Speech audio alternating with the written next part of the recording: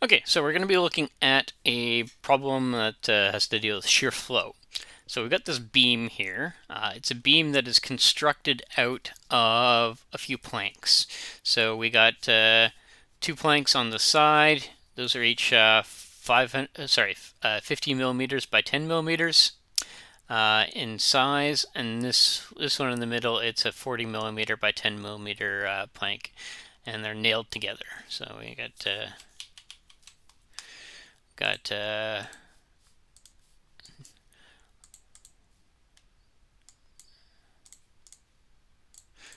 why can't I select the eraser? There we go. So we got nails that will be coming in this way, like that. And the location so that plank at the top, it's not quite, it's not at the top. There's a 10 millimeter gap between the top and where its top is, or a 30 millimeter gap from the bottom to where its bottom begins.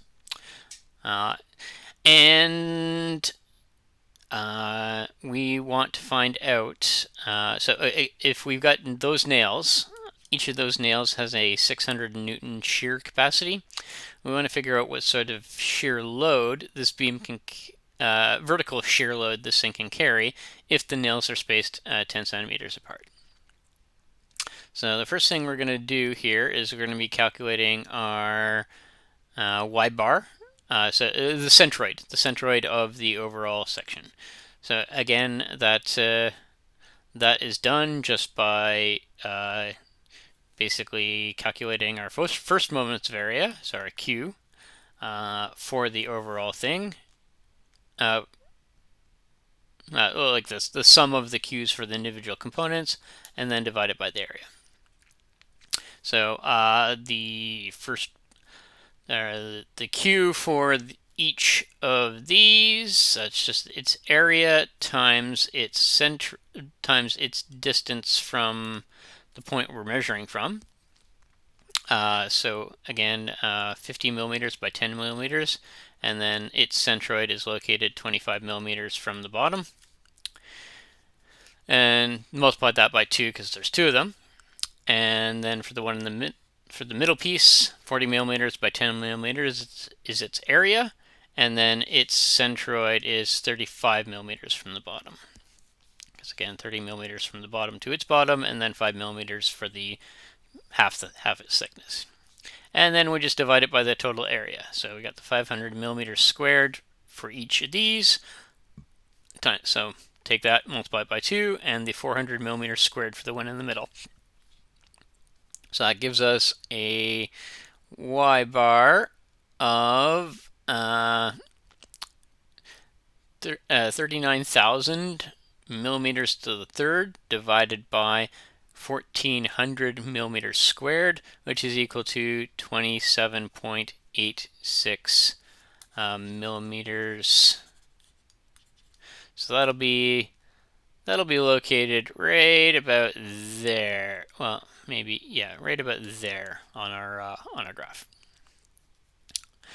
So we can calculate what the total shear flow that we need to resist is. So again, that'll be VQ over I. So V is the shear load applied. Q's, again, the first moment area. For the section separated from the neutral axis by the point that we're looking at. So here, if we're worried about joining those boards, kind of the point we're looking at, that's these two things here. Because again, that's where the interface is. That's where those nails go through. So that'd be the total shear flow. So if, again, we've got it on both sides, so if we want to figure out the shear flow per side, then we just divide that by 2. So shear flow per side is going to be VQ over 2I, where again I is given here. So the Q for that, again, in this here we're measuring it from the centroid of the overall cross section. So the y bar that we use is going to be based upon the y bar of this cross set of this area, so its centroid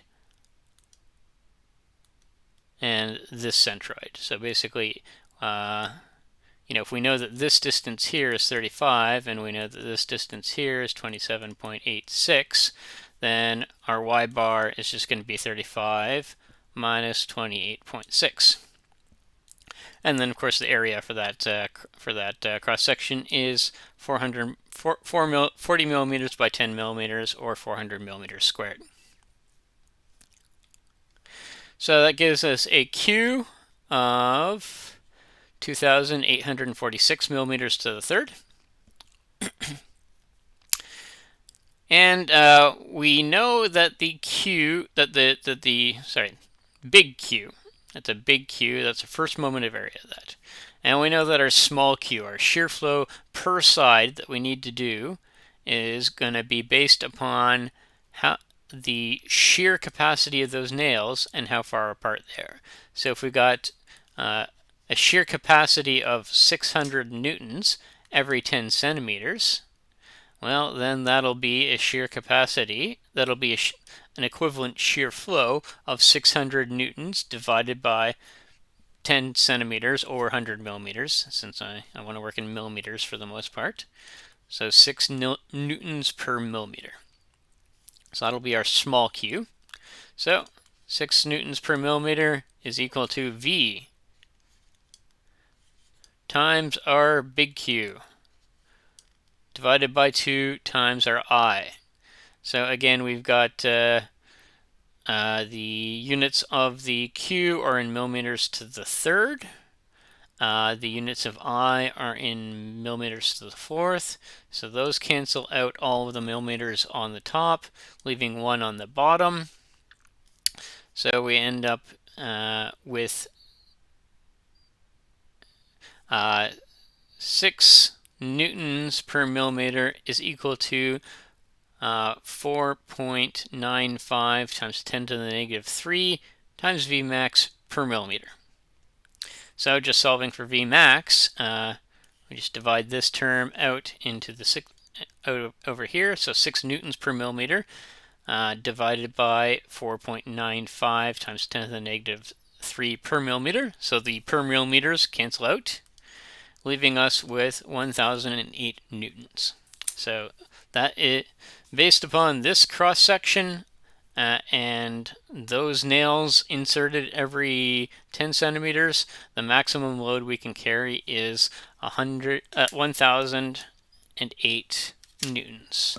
So that'll be basically